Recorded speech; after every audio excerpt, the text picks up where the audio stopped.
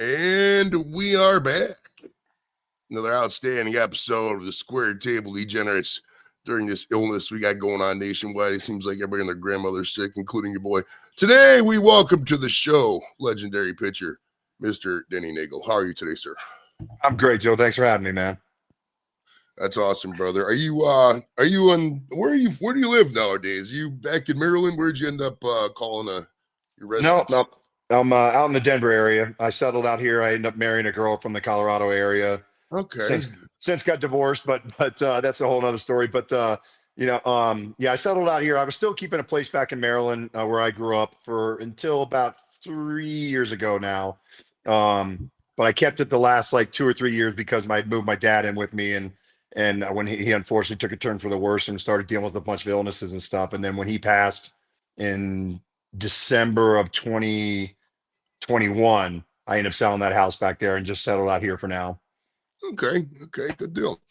All right, so the internet tells me you were born a couple years back in the land of crab cakes and divisive state flags, Queen Mary's land, as we just alluded to. Yes. It sounds like you had a typical American family upbringing, 4 kids, mom and dad. What did your parents do for a living? My dad was a food salesman. He started out as a coffee salesman. Would literally meet the coffee truck man at 4:35, quarter to 5 in the morning, man, and make the deliveries with one of his good buddies. And then from there, he transitioned into the food business. Started working for like a local company. They were called like the Kaufman Brothers, so that was like or Feldman, sorry, the Feldman Brothers. And then he, went to like all the different big companies like Kraft and US Food and those different ones. But my dad had the gift of gab, man, and stuff. So he was great at his job. He loved dealing with he always dealt with like the head chefs at restaurants and everything, and stuff. So he was perfect for that. My mom was she was the standard prototypical mom back then, the homemaker, she made it happen, dude. I tell you what, man, we wouldn't have been able to go without my mom, man. She was the one. My dad used to be my coach all the time growing up. So my dad would get home from work, or if he was running late from work, my mom would load up a station wagon with all the baseball equipment, start the practice, even sometimes start and hit ground balls to us before my dad and the other coaches could show up from their jobs and stuff, whatever. So I was very blessed, man. I was lucky as shit, man, to have the mom and dad I did growing up. Oh yeah, man. The gift of gab is very underrated, man. It's the ability to just simply talk to people. I'm not even talking subverting people and being coercive, just to talk to people, relate to people. Just because a lot of people, they go crazy over small talk. Somebody goes, how's the weather? And they just freak out. That's the common way of getting to say hi to people is, talk about the weather, talk about, whatever. You just common little, people freak out about that, Danny. They do. It's just the ability to small talk and just get along with people, not piss them off. A lot of people don't know how to do that. They really don't. And that's a 100 very underrated skill, in my opinion. 100%, brother. And the funny thing is too, man, is that my dad, when you would hear him tell the story too, he was a really shy kid growing up, and he said he hated it. He was that typical kid that if he got called on in class to answer a question, he would start cowering, whatever, and be quiet and stuff. Hated having to talk in front of the classroom and stuff. And he finally figured that out, just like you were saying. That he's like, man, if I'm going to be good, especially at a salesman job, I mean, you got to talk to people, and being in sales, 90% of that job is just being able to talk to guys, talk to the chefs, being able to communicate with your boss and everything. And if you can't do that, then you're screwed. And you're right. And that's the problem with today. And I'm just guilty of it, man. I was talking to my son about this the other day. With the world we live in now with technology and texting and all different various kinds of communication, other than picking up the phone and calling somebody and saying, hey, how you doing? Or just, hey, man, let's meet for a coffee or go out for a beer or something. Those days are just, they're becoming more and more extinct, man, and stuff. So, hopefully the technology and stuff aren't going to keep taking us to the point where, I mean, we barely even see each other anymore on a day-to-day basis. Well, I think at some point, Danny, we're going to have a technology revolution, like the other way, like backlash kind of thing. Because people, I mean, I don't know. I could be wrong. I've been wrong about a lot of things. I mean, it could be we wake up in the morning and we got AI movies and we have to talk to our AI assistant. But I think people just don't like AI. They don't. I'm on Facebook quite a bit, and I get all these. It's called AI slop, and it's just something stupid. It's like a fake 20-year-old guy sitting there. Why doesn't anybody celebrate my birthday? Why is this on my feed? Who is this for? Like, this doesn't promote a business. This doesn't help society. This destroys everybody. Like, this is nothing anybody wants. Like, if it was a sponsored ad, you hey, Girl Scout cookies or hey, Browns tickets, fine. I'm cool with that. It's sponsored, but like, why is this even up there? This benefits nobody. So I think with them constantly pushing this, and it's, if you're asking me, this shit's so overvalued right now. I mean, look at the stock of Nvidia and all these companies, way too high for the AI stuff. That's gonna come crashing and burn. That's just me talking. Who knows? No. Hey, I'm with you, brother. In a world where everybody wants it. I just don't think people are gonna like it. Well, as long as I don't get a knock on the door and John Connor and Sarah Connor don't show up warning me about Skynet. What is it, Skynet? Skynet good. All right, we got a question from Paul. He says, "Have you ever met Reggie Jackson?" I did meet Reggie. Yep. When I was with the Yankees, Reggie was always around. I mean, he's bigger than life. Mr. October. And I mean, it's hard not to be kind of like in awe of meeting somebody like that with the resume that he had and stuff. And he's just one of those guys that commands a presence wherever he goes. You get to fight with the Queen too, right? Nikki yeah. You ever meet Bucky Dent? Bucky fucking Dent, as he used to be called. No, man, I never did meet Bucky fucking Dent. And I'll tell you what, man, the one person that would have been so jealous of that is my mom, because my mom was just like every other young woman back in those days when Bucky was playing for the Yankees. I remember watching that. My mom just swooning over, my dad going, all right, whatever. He's not that good looking. All right, back to your kid, your growing up. Did you have any fun sibling rivalries when you was with your sisters and brothers? Like, what did you guys do most of the time? Oh yeah. I mean, I had a typical relationship with my sisters. I was second. I fell second in line. So my older sister was 2 years older than me, and then it was my younger sister was 4 years younger than me, and then my brother was the youngest, and he was 5 years younger than me. But even though there was a 5-year age gap, my brother and I definitely, he always used to joke with me. There's the Michael Jordan famous documentary that came out years ago when he was still playing even too.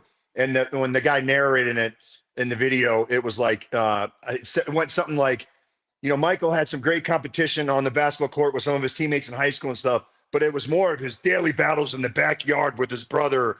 I can't remember what his brother's name was. Crap. I can't remember the brother's name. But my brother used to always say, dude, someday, man, if you ever make a documentary, they're going to have to put that on you, because it was me pushing your ass in the backyard that made you who you are today and stuff. The daily battles in the backyard. But no, man, my brother is still my best friend to this day. And he was quite an athlete himself. He was a good baseball player and played football, basketball, tennis, all the sports. And he ended up settling on tennis, actually. And he's actually now the women's tennis coach at Nova Southeastern down in Fort Lauderdale, Florida. Been doing that. Been there for he's been a women's tennis coach for going on 20 plus years now or something, because he used to be like the head pro at like different country clubs all around the Baltimore area. Right, and then he got smart and moved down to the warmer weather down in Florida and took that job down there. But yeah, man, I had some great competition with him, man. And we played every damn sport. So it was fun. I think that's something that's really underrated also too, man, is like brotherly competition, man, and shit like that kind of feeds you when you're younger. Heck yeah. My brother's I'm 5 years older than my brother too. He lives out in the east side of Cleveland, over here out in Cleveland Heights, where the Kelseys are from. Oh yeah. And yeah, we always had good times. I mean, we're not like best closest friends, but we've never had a bad relationship, like never. We just you got lives, you got different. I like different things, he likes different things. He's more of a coffee shop, artsy house kind of guy. I'm more of a shot in a beer, beat ups kind of person, what I mean? But we still, you put us in a room, we'll, like he was on the show a couple weeks ago. We talked for 2 hours. We could talk for 5 hours. We could probably talk for 10 hours. You know what I mean? How does somebody? Don't miss a beat. Yep. You know what I mean? It's just great. Like, who was the loudest of all the 4 siblings out of all you? Man, that's funny. They'll probably tell you I am. I would probably say my older. Well, actually, I would say my younger sister is. Yeah, actually, you know what? I think we all would agree on that. But that my younger sister is, because she just, I mean, it's tough. The running joke, anybody around in my hometown, it's, I grew up just outside of Annapolis, Maryland, in Annapolis, Maryland, called Gambrels. But, so it was a small town. And so when people ask about the Neagle name, they'll tell you that, it's tough to get a word in when you're in a conversation with our whole family, because one's louder than the next and the next one and the next one, and stuff. So it was always tough. Growing up with my dad and my uncles and my grandfather and stuff, we learned at a young age that if you wanted something heard, you had to be loud and voice your opinion, whatever, at the dinner table, Thanksgiving dinner table or something. So, but my younger sister, definitely, I think we would all agree that she's probably the loudest, man, when it comes to her laugh and interrupting and everything. Hell yeah. Well, I got me and my family wasn't too loud. I've always been, I was kind of like how you were describing the quiet kid earlier. When I was younger, I was real quiet. And then just once I started, I drank a lot, dude. Like from the time, back in the 90s, you could just buy it at the corner store and give a shit. There was none of these Oh laws. yeah. You know what I mean? I was Yeah. 16 years old buying beers. My kid's 16 years old now. If somebody sold 16 or beard my 16-year-old at me, I'd be like, okay, that's cool. I wouldn't care. But like the society would be like, oh my God, put that guy away for a felony. Back then, this is how it was, man. But dude, let's face it, man. Let's face it, brother, too. We had a different, reality, I think, of the world even too, because I don't know about you, but I believe too exactly when you hear people say, what the hell is wrong with the world when a kid can serve his country and go put his life on the line and die for this country at 18 years old, but he can't have a beer legally? Right. Oh my goodness. That's just weird. I took full advantage of that when I was I gotta tell you a funny story. Back in '97, it was my first annual tour with the Air Guard, and we were down in Norfolk Naval Air Station. That's pretty much a Navy base. My dad was there. Yep. Okay. So you hit the Norfolk, a pretty huge base. They have like 5 aircraft carriers, a giant fucking base. But there was the bar that was closest to us was like a Marine bar. It was called the Mar Bar. It was literally the name of it, Mar Bar. And they served everybody because they had that thought process. We're not gonna say nothing. Everybody's in the service. Zip your lip. And so weird. This is my first time like at a bar actually able to order shit because when you're at a bar, whatever, you can't do it. So I was there with my commander, Major Grunheisen. I think Gruny's still around. All those guys are passed away now, but I think Grunheisen's still around. He retired as a colonel. But he's like, what do you want, Varel? I was like, I was like, because all I knew was 151. I was like, 151. He's like, I'm not buying you a shot of 151. He's like, what? How about? He's like, take this. It's Fireball. This is like those cinnamon fireballs New York kid. I was like, all right. And I did. I was like, oh wow, this is good. I got fucking lit, dude. It was a great time. Great time up there. Yep. Oh my. Those are the days, man. Yeah, it's maybe we should just I don't know. That's a controversial thought process, but if we could because it's like teenagers, people always like, what's wrong with teenagers? Well, we've isolated them and can't let them do anything now. And everything we've criminal, like what are teenagers supposed to do? Go to the mall, go to the library. That's it. And even half the time then it's considered loitering. Like I really feel bad for today's teenagers. They don't get to do anything. Yeah, man. And honestly, all you got to do is look at how like most of the European countries and the rest of the world, like my God, kids over in France, they grew up drinking wine with their families at dinner and stuff, from the time they were 10, 11, 12 years old and stuff, and so and you're right, because over here we have this like such stigma, like, no, God, no, you can't let them drink. And, but then, and don't even get me started, but then God forbid they're allowed to make their other decisions on other huge life, I think I know. I think you know what I'm talking about. I don't like to get too political and stuff, whatever. When I do shows and stuff, whatever. But it's like an upside down world sometimes, where it's like, now wait a minute, now you're saying they're mature enough to make their mind on these certain things, but yet, God forbid they get caught smoking a joint, whatever, or having a drink, at 15, 16 years old. It's like, come on, look at the rest of the world. That always, what, and this is a lot of people hate this thought process, but I hated when they used to charge underage kids as adults, but they don't let these kids like smoke weed and drink beer. Like you can't. Are they smart enough to make crime decisions as adults? Or are they smart enough to not make smoke weed and drink beer? It makes no sense to me. Like the double standards of the judicial system reform is a 45 episode show. I really want to do some of that. I really, really am fascinated by judicial reform because a lot of people just don't know how bad the prison system is and the corruption. Watch 2-3 documentaries on it, and they'll be corroborated by everything. Your mind will flip. People only care about it when it affects them. That's a lot of things you're gonna notice about some of that stuff. That's crazy. Bingo. Yep, you just hit the nail on the head. Exactly. Unless it hits home to them. Yep, it's not a big issue. Fuck it, get political. He's from the UK, so of course he's pushing it. Fuck it, get political. It makes for better views. Well, my thing about I don't mind politics, but I'm not a hardline guy. I say I'm a libertarian, but in reality, I'm just, that's just mostly because I like the guns and the weed kind of stuff. A lot of the people who like guns don't like weed for some reason. I don't know. So it's like, and I've told these guys I would love to run for office someday, but that's a Herculean task, and I would need to, be realistic about a lot of shit. I'm probably not there yet. I said the same goddamn thing in 2018. So, how it is with saying stuff and actually doing things, but yeah. Oh yeah. Let's see, where was I? I'm high as fuck, so let's go take a second to focus. All right, were you the stereotypical kid back in high school playing like all the sports, or did you concentrate just on baseball? No, yeah, I played everything. From by the time, well, I take it. I mean, when I was younger, I played everything: football, basketball, baseball, soccer. I would go back and forth between football and soccer just because it seemed like I had a good core group of buddies. And the one year, all my buddies would be convincing me to come back and play soccer, so I'd switch back to soccer that year, and then I'd miss the hell out of football, so I'd go back to football because my other buddies would be giving me crap, because like, dude, what are you doing, man? You can't go play soccer, man. That's for wussies. Come back on the football team, and stuff, whatever. But I had such good buddies, man, growing up playing all the different sports. So I just had such a blast, man. And I was, very lucky, man. I was, had some God-given talent, in pretty much every sport that I played. But so once I got to high school, I pretty much just stuck with the three main ones: football, basketball, and baseball. But then by my junior year, I mainly just focused on baseball and basketball because at that point, I wasn't going to be quarterback. My best buddy growing up, man. He was like the pitcher shortstop. I was the pitcher first baseman on the football team. He became the quarterback, and I was the backup for a little bit. And then, I'm like, man, he just took over and ran with it from there because once I switched to soccer the one year, he just kept excelling and taking off. So by the time I came back to football, the job was his, and I was going to be stuck behind him for the rest of that time. So when I did play football, then I would play like tight end, and I was one of his main targets. But I knew by like my junior in high school that baseball was going to become my sport.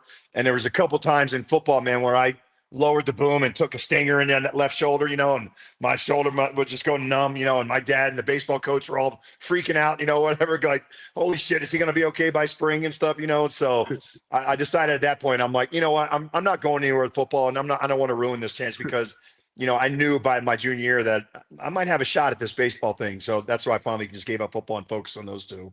Dude, people who never play football, and I know you UK folks, you're like, it's not proper football, whatever, dude. I'm not trying to hear. It's America, we call football. Listen, dude, them football practices were so bad. I hated it. I played 2 days. It was yeah. You get up at 10 o'clock, you go there. I'd run into people for an hour and a half, go back in the bus, drink a Gatorade, come out and run into people for another hour and a half, go back to the fucking locker room, pretend like I was taking a shower, go back to the house and just die until fucking dinner time. I was gonna say, rough, dude. In the back corner of the shot. My God, I hated football. I would have probably played football longer, maybe even gotten into it if the practices just weren't so rough. I only did freshman, sophomore year. I would have probably done more, but who knows? I mean, I was never a starter. It was always somebody in front of me. You know what I mean? So it was a little harder than that. But what was did you ever in high school, what was the youngest? I mean, guys like you tend to win championships when you're little. When you were a little league, did you guys win a couple titles? What was the earliest championship you remember getting? Yeah, I mean, yeah, we definitely had some really good, nowadays they call it travel ball. Back then it was like our county team, whatever. It was called GORC. Right.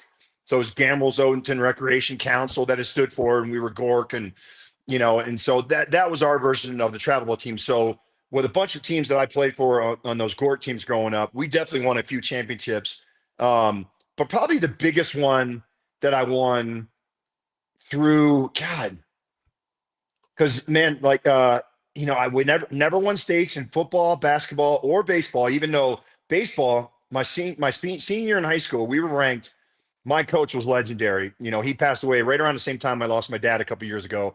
But I mean, he's in the National Baseball Hall of Fame for high school coaches, and because he won 10 state championships and throughout the whole course of his career, won one national championship, but it should have been two of them because my senior year we were 26-0 heading into the state playoffs, ranked number 1 in the state, number 5 in the nation. Nice. And the four teams in front of us, it was like Simi Valley, California. They were always up there, number 1 or number 2. But it was like 2 teams from California, 1 from Florida, and 1 from Arizona. And all four of them lost in their state playoffs. So the road was set for us. All we had to do was run the table, which we should have. We were stacked. We had, like I said, number 1 in the state, and we ended up losing in the state regional semifinals to this 72-mile-an-hour junk baller, little curveball kid that we just could not stay back on, man. And that one, I'm telling you, Joe, that one haunts me to this day, probably more than any other loss in my whole career, because we were just so good, man. And it was right there in front of us. And like I said, if we run the table, we would have finished the national champs, number 1 in the nation. And but we lost to that kid, and I was a starting pitcher. I never gave up home runs in high school. I ended up giving up like 2 solo home runs, and we lost 2-1. And I struck out with bases loaded with 2 outs. I made the last out too, man. You talk about a killer, man. It just stuck with me and haunts me to this day, even too. That was awful. But the funny thing is, the side part of that story is that summer. Then I was playing summer ball. That was right before the summer before my freshman year in college. And so that summer team I was playing on, we ended up playing against that kid for the summer team he was playing, and we crushed him. Scored like 10 runs in the first 2 innings off of him. And I'm like, why the hell couldn't we have done this, 2 months ago, man? It's like grown-ups when we get back together. They beat Colin. Yeah. Yeah. But so the first big championship I would say that I won was that summer after my freshman year in college. I played on this again. It was called we were called Johnnies, and they're a legendary summer team. I think they're still playing back in the Baltimore area, and it was we would have 1 or 2 high school kids, but it was mainly college. It was like a college summer league, but it was a local team. And then it was the AAA association that we played in. And the championship tournament was always in Johnstown, Pennsylvania, the AAA championship at Point Stadium, this really cool stadium and stuff. And there was teams, from like Michigan and Delaware and all over like the Midwest and the East Coast and stuff. And there was a bunch of really good prospects in that, but we ran the table and won the championship on that one, man. And so that was my first really big taste of a big championship. I only played Little League. I never played beyond 8th grade, I think it was. But that 1990, the White Sox, those West Dennison, shouts out to West Dennison, baby. We ended up winning because we were going to play the championship. The other team, too many kids went on vacation. They couldn't field the team, so we won by forfeit. I mean, a title won by forfeit is still a title, right? That's right. Like if you're two countries at war and the other country just doesn't show up and they can see that's a victory, if they don't fight back, Exactly. All right, we got we had a couple questions come in while we were yapping like school hens here. Lovely Angie says, who is your hero? Ooh. So the first answer that I always have to say is my dad, because my dad pretty much instilled the love. He instilled the love of sports in me and the love of the game of baseball. I mean, my dad was my biggest fan, man, and it's crazy, man. Joe, I was just talking, I do the Braves fantasy camp every year, and we have a blast with that, and stuff. And in the morning, we always do this thing. We have our kangaroo court, so we find each other for stupid, funny shit, and stuff, and make fun of the guys and have fun with that. So that's usually what we start out with. And then we have a joke of the day, a thought of the day, and a skill of the day. And I'm always a goofball, and I keep guys laughing, and I tell a bunch of jokes and everything and keep guys loose. And so like the last day of the camp, I had the thought of the day. And I said, all right, guys, I'm going to get serious for a second. Everybody starts cracking up, and stuff. And I'm like, no, I'm actually really going to be serious here for a second. And what I said to them is that I said, hey, man, baseball is a family, and stuff. And that's what brings us all together. That's why you guys all come down here to experience this and be part of the baseball family. I said, so my thought of the day is that never take any of this for granted. I said, because there's always a couple father sons that come to these camps together. And I said, man, I think that's one of the coolest freaking things I see every year is the father and sons coming down, do this together and experiencing that. I said, so don't take this for granted. And, because you never know when that one day it might be your last day to experience something like that with your son, with your best friend, whatever it may be. And I said, because when I played baseball, my dad was my biggest fan, but he used to drive me freaking nuts sometimes because he was so proud. And when I made a couple all-star teams, my dad would be running around and my brother would even tell me the stories when he was with them and I was at the field. He's like, oh, Jesus, Dad almost pulled 2 hamstrings running after Barry Bonds trying to get his autograph, or Matt Williams or Dusty Baker, whoever it was that was walking through the lobby, hey, Denny Neagle Senior here, man, can you sign my ball for me, stuff. And I'm like, oh, shit, Pops. Then act like you've been here before, and stuff. And so it used to drive me nuts and it used to crack us up sometimes. And I would give my dad a lot of crap about it sometimes. And that's what I shared with those guys even too. And I said, let me tell you something. I would give anything in this world just to have 5 more minutes and watch my dad, almost pull a hamstring running after a guy yelling Denny Neagle Senior, because, it's things like that you take for granted and stuff, man. But my dad was definitely my number one hero. And then after that, I would say if I had to pick any other player or something like that, one of my favorite players growing up was George Brett from the Royals, man. I just love that left-handed stroke, and then as the older I got and the more I got to know about him, and then to actually pitch against him, I thought, pitch against him his last year in the big leagues when I came up with the Twins, I mean, you talk about a surreal moment, man. I'm like, Jesus Christ, I had to step off the mound for a second, and take a breath because I'm like, am I really facing George Brett right now? This is nuts, man. Hell yeah. Oh, dude, it's well, back to the relationship. Well, back to the thing of the day. When we were in Kirkuk, Iraq, we had the Chuck Norris quote of the day, and he would number them 1 through 120. So we did every, Chuck Norris thing every day. Literally, it was my buddy Jesse. God, what the fuck's Jesse's last name? I just saw him in KC. He retired out of the Kansas City Guard. But yeah, Jesse, he would every day just put a new Chuck Norris quote of the day. So it made me laugh. But yeah, my dad, big inspiration to you, man. If you're out having a good father figure, a good dad role model, that's why I try to be the best to my kids. I mean, don't. A lot of people always try to achieve that perfection thing. You can't. Being a good father is very fluid. It's very it's every case is subjective, man. So don't ever try to chase that perfection. I think a lot of moms tend to do that more than guys, but I mean, just being there for your kid as a dad is good. But man, it's just so key. I mean, you look at a lot of people where in their life, if their life went wrong, you hate to say it, but it was lack of a father figure. It really is. That's a 100%. Controversial thing to say, maybe, but I mean, geez, dude, I get to know a lot of people in these shows, Denny. I do. And that's why I always go into the childhood because I like knowing it. In most cases, a lot of the more people who've gotten to that level or been successful or whatever, they always had a father figure in their lives. I mean, sure, there's cases where I'm not saying you have to have a father to not succeed. I'm not, degrading it or anything like that. Just saying, if you're out there and you have choices in this world to where you could be a good father or help somebody be a good father, make that happen. Instead of yelling at somebody, you support that person, make this person, help this person be a good father. Because that person being a good father in this world to that child is going to be key. And that child will grow up loving that once they get older. They will. They'll appreciate the hell out of it. I got a picture made of it right up there. Watches over me. It's kind of funny how crazy you're a little older than me, but our stories are kind of similar, in the arc. And I was studying something too. Now I got to ask you, dude. Growing up, were you a Colts fan? Yes or no?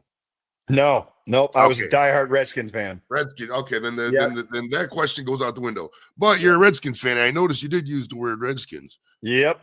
So you're on the side, and I did that too. I will refuse to say I'll use titles, but I'm not going to call them the Commanders. It's going to be the Washington football team or the Redskins. Yeah. I'm a big Tribe fan. I'm a big Indians fan. And dude, when they got rid of the Wahoo in 18 or 19, whatever it was, so stupid. They got rid of it.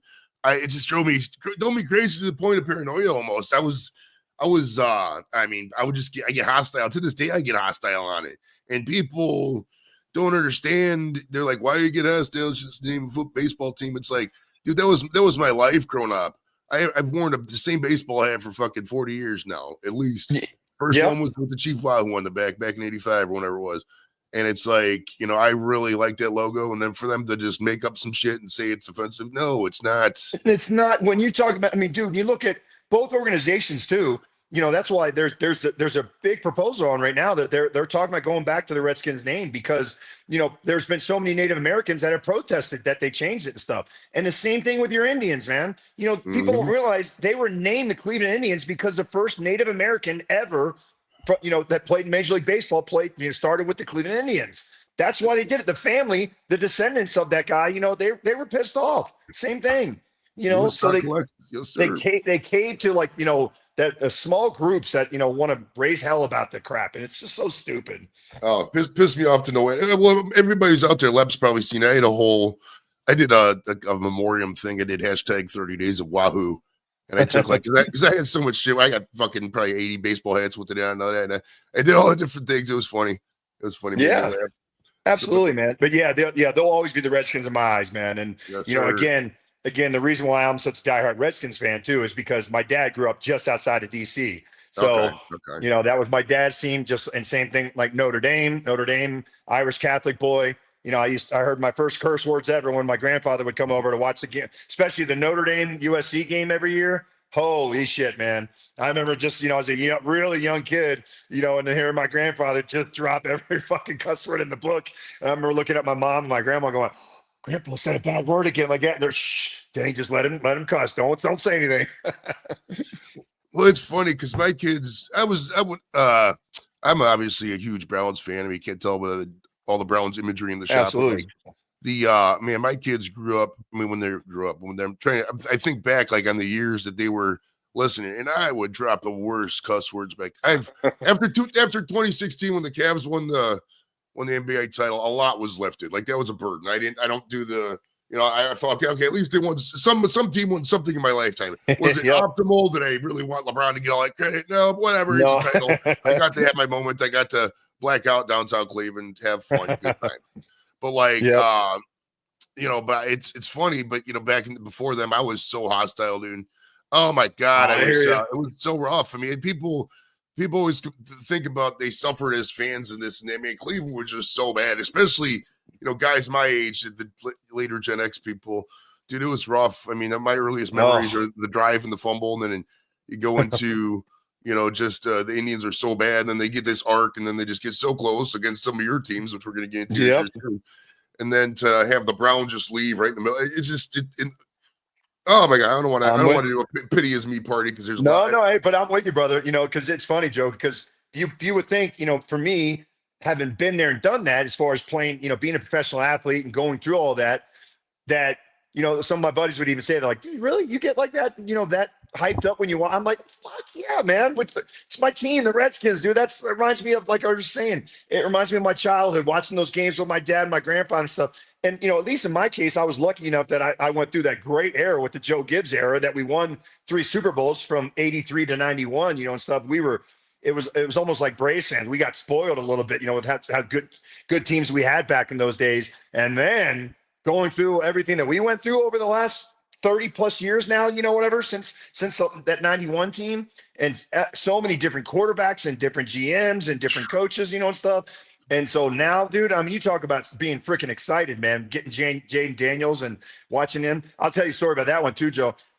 So I used to have season tickets to the Redskins game, and my dad had him, and I took over from my dad. My dad just didn't feel like going anymore back in the day. So I would, even when I was out here in Colorado, I would fly home. My ex was great about, I get along great with my ex-wife. And so if it was supposed to be my weekend with the kids, or my week, into the weekend, and the Redskins were home, she would flip-flop with me so I could fly home for those games and stuff. So we used to always go to the games. And then eventually, after like the 2015 season, I'm like, this sucks, man. I'm just getting tired of watching these fuckers lose like this and stuff, man. And it's just not worth it to fly home anymore. So I gave up my season tickets. And so long story short, starting in 2018, me, my brother, and about 4 other buddies, we decided we were going to start going on one road trip every year. Just pick a fun city. We did it that first year. We went down to Jacksonville, and, we hadn't been there. It was nice weather in December. And then after that, 2019, everybody was too busy doing something else. 2020, COVID hit. 2021, something else came up. None of the guys could go. So finally, me and one of my other buddies, this guy named Chris, we were like, you know what? Screw all those other guys, man. You and I can go do it. So instead of maybe picking a Redskins game, let's go pick a really fun, like, college football game, an SEC game, or Duke, North Carolina basketball, something like that. So we settled on LSU at home against Alabama, and this is 2022. And it just so happens Jaden Daniels is like the junior that year, and they win in double overtime against, Nick Saban and that great Alabama squad that he always had. And I remember sitting in the stands with my boy Chris, Joe, and I'm like, God dang, Chris, man, have you seen it? Look at this kid, man. He just doesn't fold under pressure. I haven't seen a quarterback this poised and composed in these situations against a team like Alabama. The kid just did not look nervous at all, Joe. And I remember looking at him going, man, that's who the Redskins need, man. If we can get a guy like that, and sure as shit, the next year, we get that second pick. And I'm like, yes, thank you, God, man. And I'm telling you, Joe, I was excited, and I knew he was going to be great for this team. I had no idea he was going to be. He was as good as he was, and was going to turn this thing around that quick, man. So we're definitely excited, man, in DC for things to come.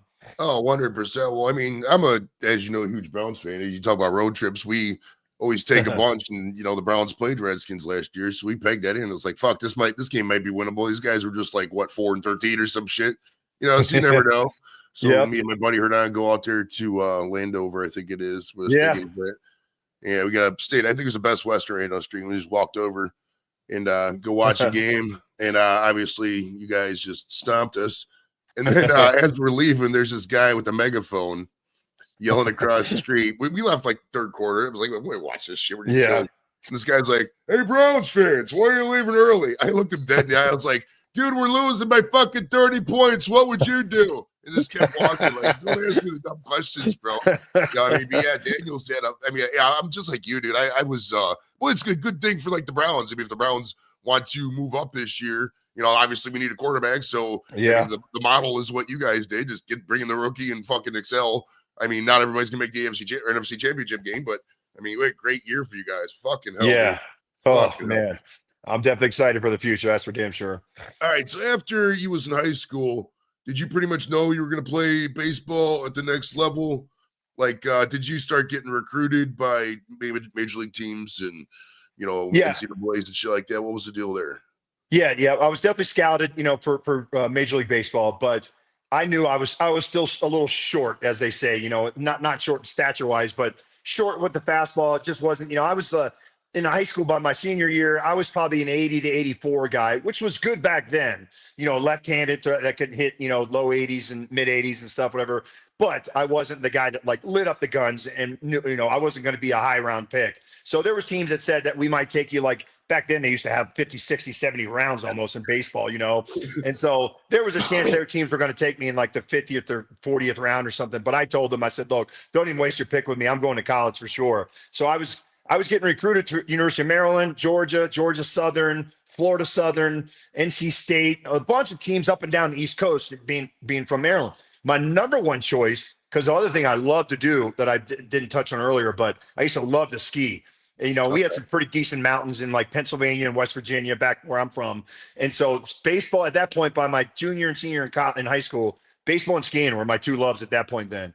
And so the University of Maine used to have an incredible baseball team. They used to make the College World Series every year because they used to get their own, they used to host their own regional every year. As long as now the way they do it now, you have to have like, the top eight records or whatever to host a big regional, or the top 16. And then the super regionals, it's the top 8, obviously. And you have to be like, 1 through 8 to host it. Back then, Maine, I forget what conference they played in, but they won their conference every year. They had no competition. It was a weak conference, the rest of the teams in that. So they would win it, and then they'd host their own regional, and nobody could beat them at home. They had this great home field advantage. So I'm like, man, that's where I want to go. Maine, skiing and baseball, and they're a College World Series, potential team every year. And so they I wrote to the coach, and he came to visit me, and I was all set. And at the last minute, they said, you know what? Actually, we just signed this. I think the kid was like from New York or something, but another left-handed starter. And they were like, we ended up signing this kid, such and such, whatever his name was. So actually, Denny, we're not going to be recruiting you now. We don't need you. Basically, we don't need you.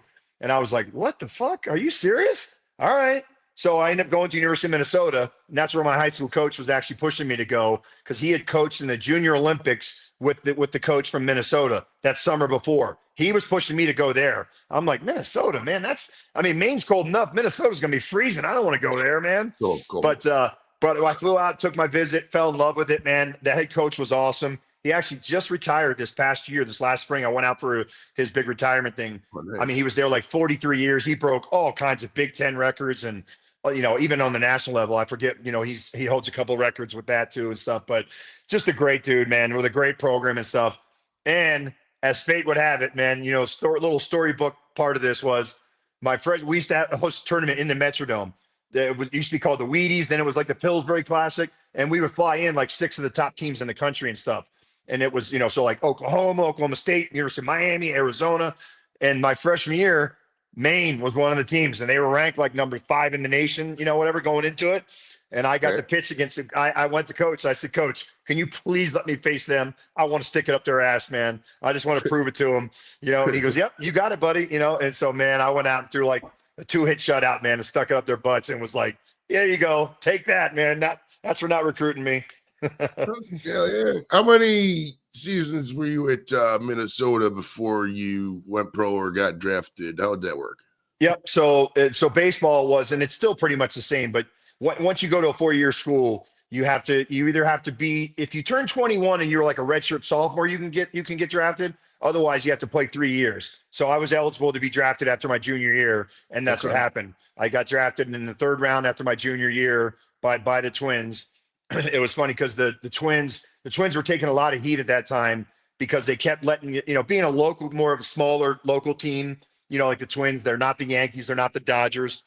They kept letting guys like Paul Molitor and Dave Winfield and Greg Olson and Terry Steinbach, guys that, played really good major league careers. They kept losing out in the draft to them, to whoever ended up drafting them. So the local press was really starting to give them shit. So it was funny, man. If you were any kind of decent player from the University of Minnesota or Mankato State or just a high school kid in Minnesota, the Twins were drafting you, man, because they didn't want to take that heat anymore. So the Twins ended up taking me in the third round, and that's started my career there and was off and running from there.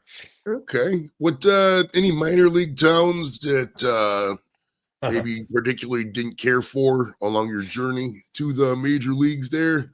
Like, not necessarily talking shit about a town, maybe a town that just didn't exceed expectations. Like, oh, I went to Bronson, Missouri, and it sucked, something like that.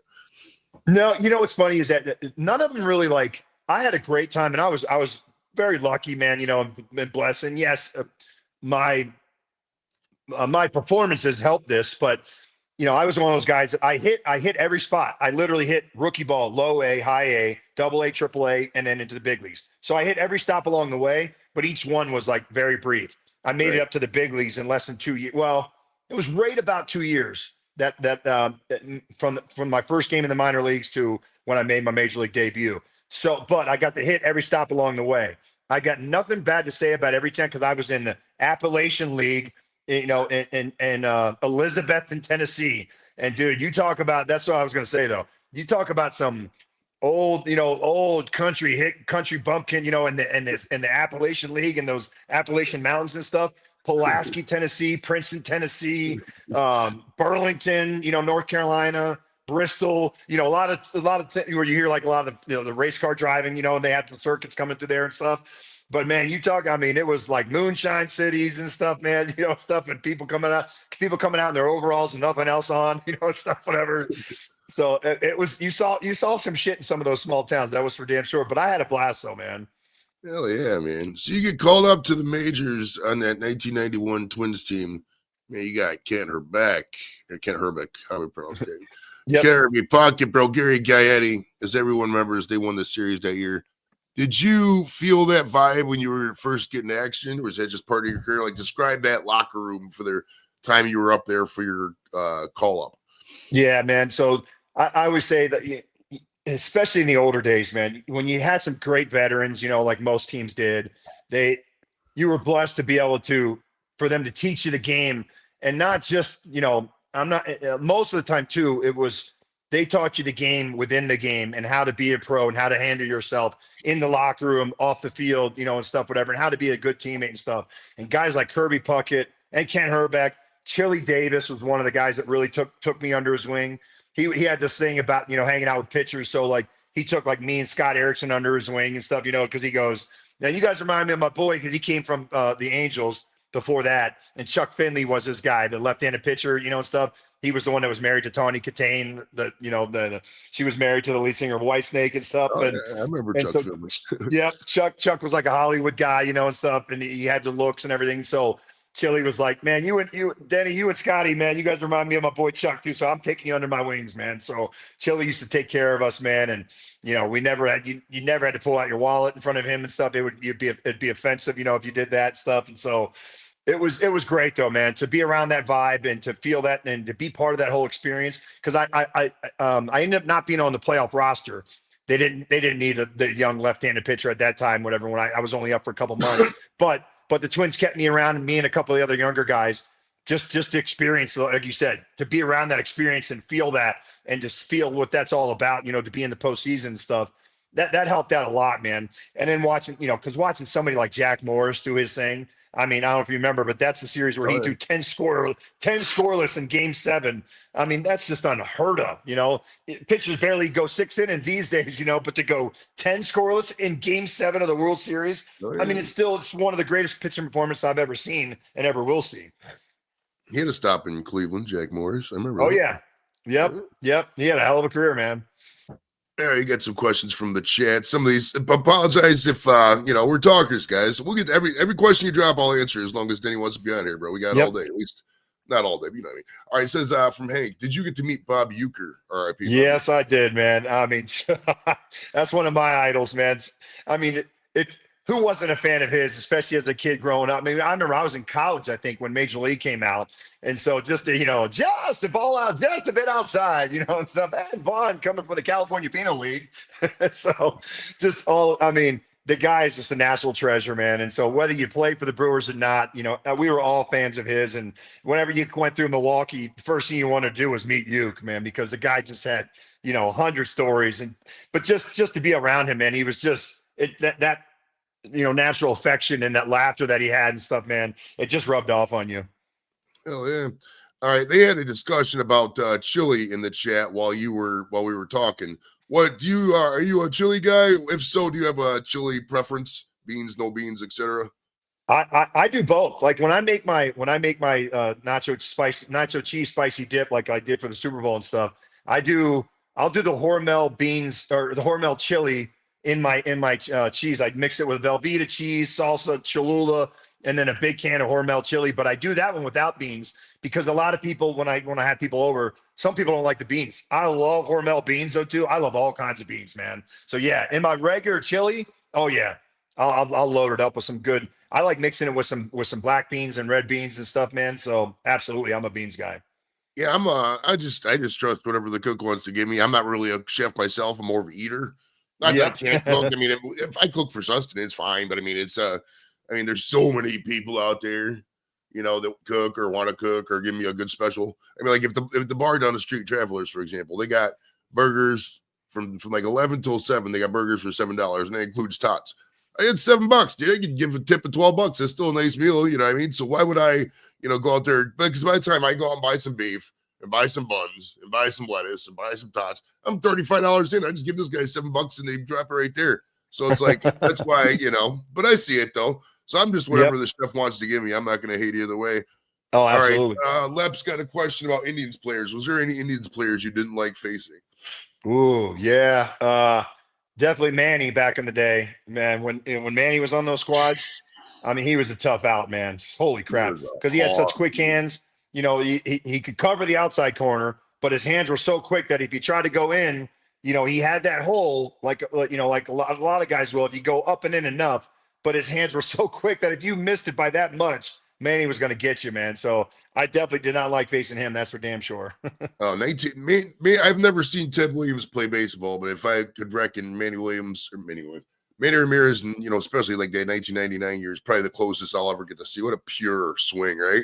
Man, was a hog, bro. I love it, love it, love it. Yeah. All right, Hank wants to know: did you ever watch the movie 61 with Billy Crystal in it? I did, and there's actually a backstory to that. So when I was with the Yankees in 2000, when we won the series, Billy was actually there with his whole film crew, getting all kinds of background scenes for the movie that was going to be coming out, the 61 movie.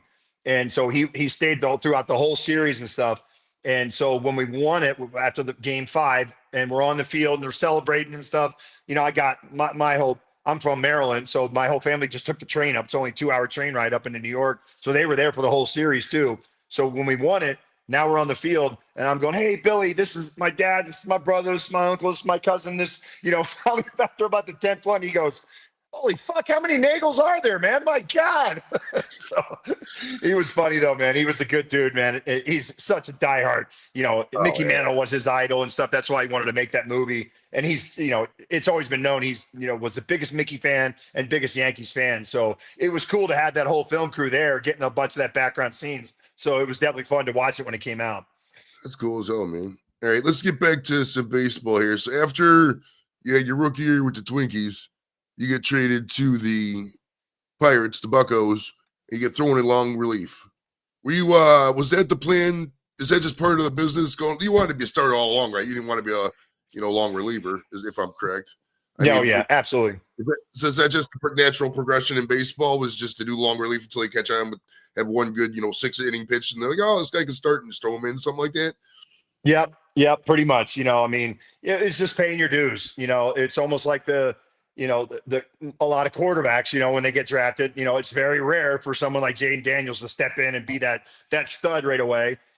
Tom Brady, he was, if it wasn't for the injury, who knows what would have happened, if he would have been stuck for a few years behind Drew Bledsoe, who knows, but, so a lot of times it's just like Pat Mahomes was back up that first year behind Alex Smith, and stuff. And so the same thing for me back in those days, it was, I wanted to start. I knew deep in my heart of hearts that I could do it, but I just had to pay my dues because we had guys like Zane Smith and Doug Drabeck and Randy Tomlin and Bob Walk, and stuff. We had a veteran staff at that point. So I was the low man on the totem pole, and I had to pay my dues. So, so those first couple of years in Pittsburgh, it was definitely a learning experience and a learning curve.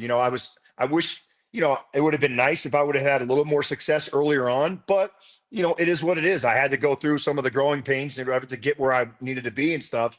And it wasn't until my third year with the Pirates, going into the 94 season, that I finally became a full-time starter.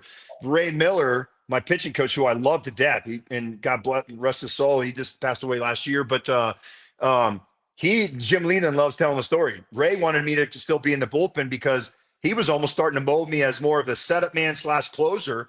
And Jimmy Leland was like, no, Ray, I mean, we got to put this guy in rotation. He's got 4 pitches he can throw for strikes, man. That's not a close. Back in those days, closers, and even to this day, most closers are usually like, come at you with the heat, one or maybe 2 pitches or something.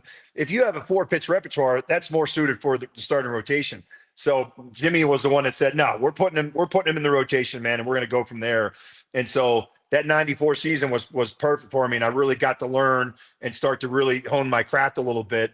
And then, the strike happened in 94, but it carried over into the 95 season that allowed me to really, really settle in and really start to feel more comfortable. That 94 season was key for me. And that's what led me to, make that first All-Star team in 95 and really start to solidify myself as a full-time Major League starter.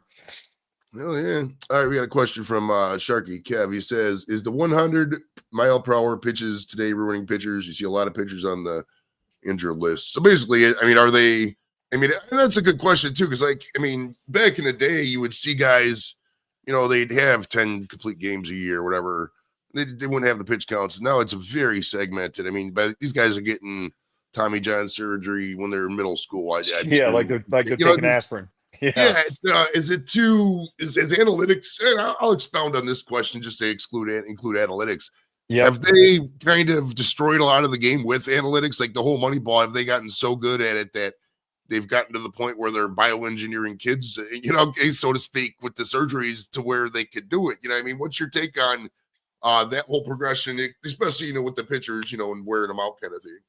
Yes, no question about it. I think I even heard Justin Verlander talking about this like last season even too. And he's like, and I completely agree in that, look, analytics and all the stuff, does it have a place in the game? Absolutely. I mean, I think you're crazy if you don't take advantage of some of it to a certain degree. When you've got all this technology and the spin rates and the launch angle and all that stuff, I think, it has a place in the game. But has it gotten carried away? 100%. John Smoltz is obviously still a good friend of mine. And we talked about it on a show that I do with my buddy out of Vegas. And Smoltz said the same thing, which I completely agree with. I think the reason why, as far as like what you just asked, the reason why it's hurt the pitcher so much is because, and I think Verlander touched on this too, is that there's such an emphasis on everything is max effort. Every single pitch is how much spin rate can I get? Am I getting enough revolution on that fastball? Is it creating that spin rate, that number that I need to hit because that's my ideal number now, and I got to hit that. If I'm not hitting that spin rate number, then something must be off, and stuff. And so pitchers now have become, every pitch is this max effort, and they're just putting everything into it. And to me, that's not pitching. Pitching is, especially a starting pitcher, it's usually, those first 2 or 3 innings, you're working your way through that first time through the lineup. And you never want to show them all of your best stuff a lot of times. You should work your way into that. And that's one of the things Verlander talked about. He said early in my career, I was always that guy. If you look back at some of the tapes of Verlander, he was the guy that would start out the game throwing 94 to 96. And by the 7th and 8th inning, all of a sudden the guy's throwing 99, 100 miles an hour. And he said, because I used to keep some of that, channel it, and then and I didn't want to show them everything that I had and slowly work up to that. Now guys come out, and they're trying to throw 99, 100 every pitch from the first start of the game to their last pitch of the game. And so I think that's part of the reason why you're seeing some of these guys come up with more and more frequent injuries, especially the Tommy John issue. Oh, so it's so horrible just to think of surgery just to better your career. I don't like that thought process. Yeah, especially like you said, man, where it's really scary is these 14 and 15-year-old kids that are getting them now. Hey, that's almost Nah, I don't even want to go down that line. I was gonna say it's like that gender affirming crap. It's almost the same thing. Yeah. But we're not gonna go down that road. All right, let's get back into baseball here, man. They sent you to a '90s Braves team, bro, that had such good pitching. It's gonna be studied as an example. We got Smoltz, Glavine, Denny Neagle, and Greg Maddux. And Greg Maddux is some of them seasons, bro. You could put a fucking fly on a mitt, he would, and he hit its ass. Hit the mitt. Like I've never seen that kind of control. You know, my goodness. What how did you guys not win 5 pennants in a row with that squad? I mean, were you guys self-motivating? I mean, just to pitch around greatness. I mean, you had some of your best years in Atlanta. To pitch, oh yeah, absolutely. To be around all that greatness, does that make you greater? Inspiration? How's that kind of stuff work? 100%, brother. 100%, man. Because I used to get asked that from the media and even friends and stuff too. Like, God, what's it like though, Denny? I mean, it's got to be a lot of pressure when you're in a rotation with. At that point, we knew they were going to be Hall of Famers. We're like, they're like, let's face it, 3 future Hall of Famers. That's got to be nerve-wracking, and stuff, and put some pressure on you. I said, look, first of all, nobody's going to put the most amount of pressure on me than myself. I was my own worst critic, my own worst enemy sometimes. But it was, to me, it was a good thing. It motivated me, it pushed me to want to be better. And I said, so throw that out the window, because nobody's going to be the worst critic than I am on myself. I said, now, as far as being in that rotation with those guys, what I always told people was, I said, look, to me, it's like running in, let's say, a 100-yard dash. If you run that 100-yard dash with guys in that race against you that you've beaten every time, then you're going to beat them again. But are you going to run your best times? Probably not. Most likely you're not. Now, if you run that 100-yard dash against guys that are just as fast, if not faster than you, you might not win that race, but you're going to start posting your best times ever. And that's exactly how I felt pitching that rotation, because I'm sitting there watching Maddux go out and throw a 79-pitch complete game. I'm watching Tom Glavine get 14 ground ball outs. I'm watching John Smoltz strike out 13 guys, whatever, with his electric stuff. So now by the time it's my turn, I'm like, well, shit, I don't want to be the low man on the totem pole. So I got to go out there and push my game up to another level now too. And that's exactly what they did. And that's why, I ended up having the years I had there. As far as us not being able to win more championships and stuff, I honestly think, man, Joe, it was like a thing where we had such great pitching staffs. And so the offense sometimes, and I'm not putting the onus on the offense, because there were certainly times where we could have pitched better in the postseason too. But a lot of times we did lose games 2-1, 3-2, 1-0, whatever it was, because it got to the point where, even our own hitters thought, well, shit, we got Maddux on the mound. All we got is scores. We score 2, this game's over, And it's like, no, not always, man, because sometimes Maddux might go out and pitch 7 innings, 3 runs, 2 earned. But if you think, all we needed was 1 or 2, then we're screwed. And I think that's what happened a lot of times, is that we got so spoiled with the great pitching stats that we had that we felt like, again, like I just said, if we score 2 or 3, we're going to win. And then a lot of times that's, that didn't, not a lot, most of the time that didn't happen in the postseason. Yeah. I mean, in Cleveland, it was kind of the opposite. I mean, the Tribe peaked during there, but man, because the bats we had, I mean, think of the Hall of Famers, and we got Ramirez, Albert Bell, Jim Thome, Carlos Baerga, Kenny Lofton, Eddie Murray. Jesus. Yep. I mean, the best line to this day, we still talk about how powerful that line is. And the pitching was good. I mean, you had Dennis Martinez, Oral Hershiser, Jack Moore.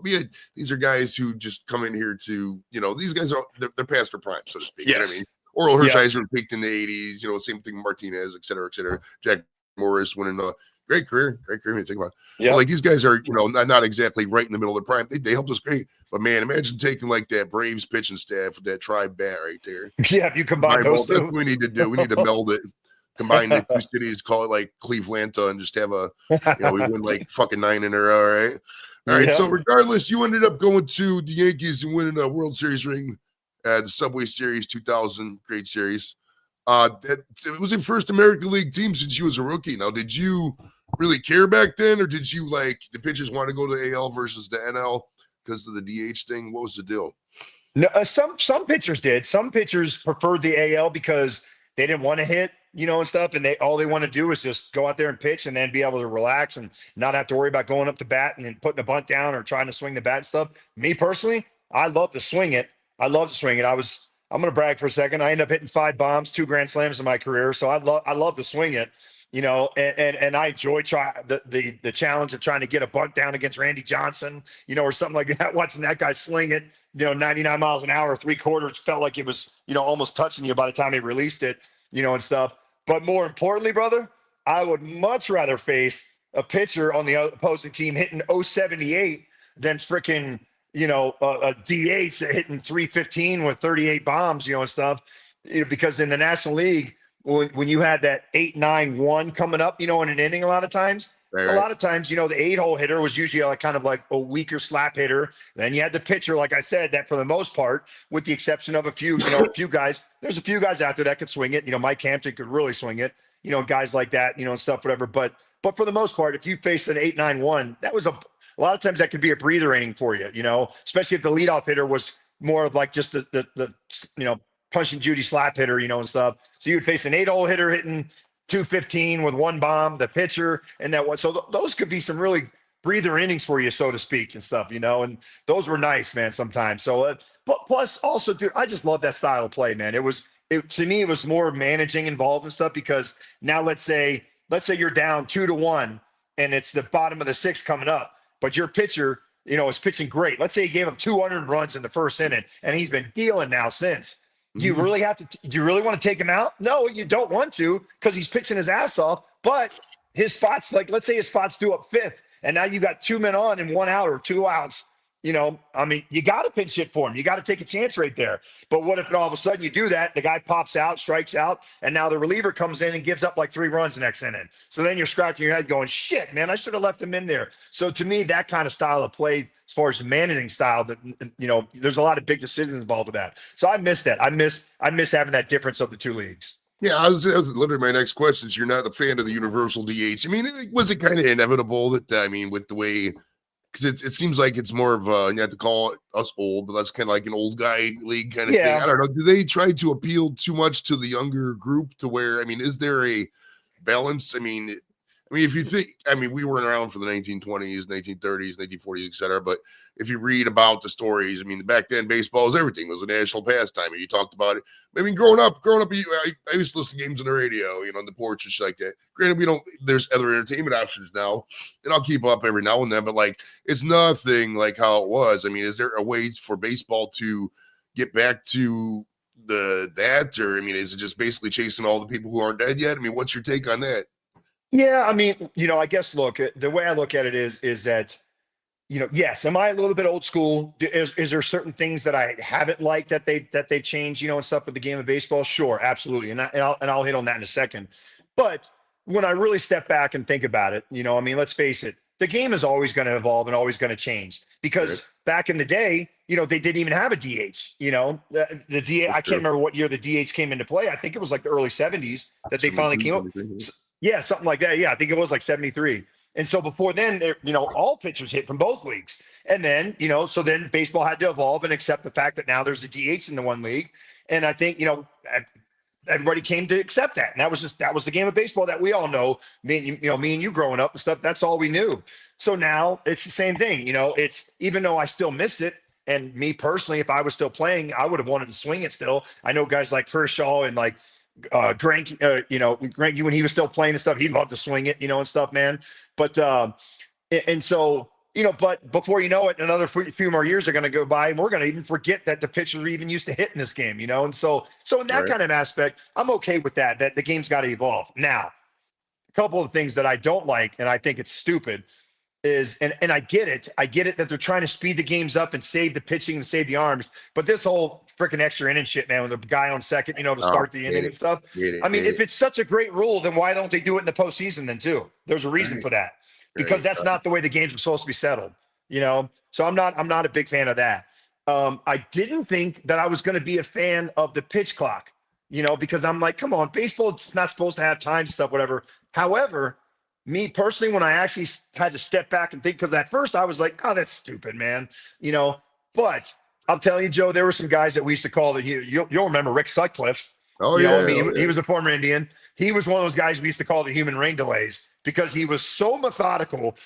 Everything, he was a big donkey on the mound, and stuff. So he just moved slow the way he walked around the mound. He'd get on the mound. He was really slow and deliberate in his mechanics. And it was like sitting there and you'd be yelling from the opposed dugout, like, throw the fucking ball. Let's go. Speed it up, stuff. And so for me personally, as a pitcher, I always work quick. Ray Miller, our pitching coach in Pittsburgh, used to print these T-shirts that said, work fast, change speeds, throw strikes. But his big thing was work fast. Don't let your defense start sitting back on their heels, and they're going to get pissed off at you because you're taking so much damn time walking around the mound, picking your nose and picking your pants, whatever and stuff. Get the pitch, get the ball back, get back on the mound, and throw the next pitch. I'm telling you, you watch. Your fielders will field the ball so much better for you. So I'm kind of glad that now the pitch clock is actually in. I've accepted that one. I think it is good for baseball because fans don't want to spend 4 hours at the ballpark. They want to see the game speed up a little bit. So I do like that. Hell yeah. I was gonna say the same thing about the pitch clock. At first I was like, what is this? It was like a minute and a half between things or whatever, and this and that. But yeah, it really makes it flow. It does. It doesn't really impede anything. There's just nobody standing around, like you said, going like this and tugging the crotch and scratching your armpits. Like we're just out there, go, play, go, substitute, boom. I don't like the substitute pitcher rule where they gotta face 3 batters. I'm not a fan of that. Not a fan of the like you said, with the runner and extra bases. I don't. Now the only thing I'll add, Joe, is that what I'm waiting for though is because obviously they call it as far as the pitch clock. If the pitcher takes too long, or vice versa, the batter is taking too long to get back in the box, and they'll get a strike called against them, or the pitcher gets a ball. The one thing that's going to be curious to see though is the first time it happens in let's say like Game 5 of the World Series. One team's down 2-1. And, bases loaded, 2 outs in the 8th inning. And that's how the game is decided by a pitch clock, whatever. Game 5 is decided because it gets called ball 4 or strike 3, one way or the other. It decides the outcome of a huge game in the postseason or something like that. That'll be interesting to see if that happens. All right, speaking of the World Series, do you still have the ring? And when, if at all, do you wear or flex the ring? I still have it. It's in a safe back in Maryland, actually, at my buddy's place. I just kept it in storage for a little while because, dude, I was so bad. Every time I would only, even when I did have it out, I would only break it out on like special occasions at maybe a big baseball banquet. Or I remember the one time one of my buddies was getting married back in Maryland, and we all went out the night before the wedding. Tied one on pretty good, including the groom, which I was like, dude, you got to get to bed, man. It's like 4 a.m. This guy's getting married the next day. They're starting at like 1 o'clock or whatever, but we're at the bars and it's this black buddy of mine, great dude. And so every time he asked me, he goes, Denny, you got to bring it out, man. Bring it out. I got to show up my uncles and everything, man. So I break it out, dude. We're in the bar. He's passing around to everybody. I don't even know who has it, man. That's how bad I am with it, man. I'm like, hey, go ahead, man. Let everybody see it. And so, dude, I tied one on that night. And the next day, I woke up. I didn't know half my shit was, including my World Series ring. I didn't know where the hell it was. I'm like, oh, God, dude. I'm thinking I've got to call the Yankees, find out who they got it from, which company, and I got to try to order myself another one. And so I'm sitting in the church. His dad, my buddy's dad, is going to be officiating the wedding. So he's walking down the aisle, stepping one at a time. Like, he stops right next to me, and I'm on the end of the pew, and he kind of taps me. He goes, doesn't even look at me. Does this belong to you? It just hands me the World Series ring. So his dad was the last one that ended up with it that night. That's great, but dude, bro. That's why I never wear it, though, dude, because I was always so bad, man, just letting anybody wear it and take pictures with it and stuff. No, that's why I don't. That's why I don't buy anything. I have a rule. I don't buy anything that's over $500. I got a bunch of things in the house that are worth $500. I mean, if you want to steal the $1 million wrestling belt or the computer, whatever. But I mean, there's nothing in here that's gonna make you rich. That's why I don't go. That's just my cheapness gene. Can't get it. You know what I mean? There's nothing wrong with that, man. That's a good rule to have. That's great. That's great. You've probably been to every stadium to exist in recent MLB. Do you have a favorite? And what is a city that underwhelmed you? Not necessarily a bad city, just one that didn't exceed expectations, or maybe there's just nothing to do in the area, that kind of thing. Yeah. So back when I was playing, St. Louis was always one of my favorite cities to go to. It's a beautiful stadium. It's set right down there, and you can see the arch in the background and stuff. But they also always had, and I'm not afraid to say this because I played in front of some great fans and stuff. but I always felt like St. Louis fans were some of the most knowledgeable baseball fans and just loved and respected the game. They had such a love for the game that even when I was just laughing at people, like I remember when I was with the Braves, Andrew Jones would make a hell of a running catch, sliding catch, diving catch to preserve the 2-1 lead, like in the 8th inning. And as we'd be running off the field, coming to dugouts, you'd see fans going, "God dang it, Jones! I don't like you, but that's a hell of a catch, man. Hell of a catch, stuff." Because they just appreciated good baseball and stuff, and they were such knowledgeable fans. So that was always one of my favorite stadiums to go play on the road. San Diego was always up there for me because you knew it was going to be 78 and sunny out by game time. It was the best weather in the country to play baseball at, and stuff. And so I always loved going there. But that was the old Jack Murphy Stadium. Now that stadium is beautiful now too. That newer stadium they have. And then the last one that I'll say is one of the most underrated, beautiful ballparks, and almost every player will tell you this, is Pittsburgh Stadium, the Pirates. Oh, nice, right? That stadium is freaking beautiful, man. It's it's just set, downtown right there off the, the Three Rivers and stuff. And it's just and it's a smaller stadium because I think it might have the smallest, that it seats the smallest number, I think. But it's that's a purpose because Pittsburgh always has a tough time, with drawing the most fans because their team is never that good every year, so because they never spend the money. But that's a whole nother story. But that stadium is beautiful though, man. So it's always, and Pittsburgh's an underrated city too. Playing there 5-6 years also too. People always just they still picture it to this day as the blue collar steel mining town that's just dirty and grimy. And I'm like, man, you'd be surprised when you go there, man. It's like Cleveland, dude. Cleveland's a beautiful city, man. I love going there. And people think like Cleveland's like kind of like, or Detroit or something like that. So, but yeah, as far as one that underwhelmed me, it's crazy. Like as far as just a stadium back in the day, as players, we loved going to the city of Montreal because, dude, some of the most beautiful women in the country you've ever seen. Those French Canadian girls. That was great to be able to just walk around that city and go have lunch and just stare at the beautiful sights in Montreal. But that stadium sucked, man. Oh God. They only drew 7,000, 8,000, 9,000 a game. Fans used to blow these freaking trumpets. It sounded like you were at a European soccer game, but with like 10 times smaller the crowds, and stuff. And so they would blow these trumpets the whole game. The AstroTurf was like cement, players, they used to, guys you played 5 or 6 years there used to have the worst knees and stuff because that turf was like so freaking rock hard and stuff, man. Andre Dawson, yeah. Yes, yep, yeah, his knees were shot, man. Oh, geez. Okay, we got now I got a couple more questions, but I got to tell you about a tradition over here on the show. Anytime somebody does a super chat or a member milestone chat, we do a gummy. So I got 2 week gummies. I'm going to do what I'm talking here, but I got 3 questions, so bear with me. Question from Kev. He says, "What overseas city would you like to see baseball do an exhibition game in?" Ooh, man, because obviously we've done Japan, we've done London a few times now. They've gone to Mexico City, so I can't pick somewhere where they've already been. So if I was going to pick one, man, I would say,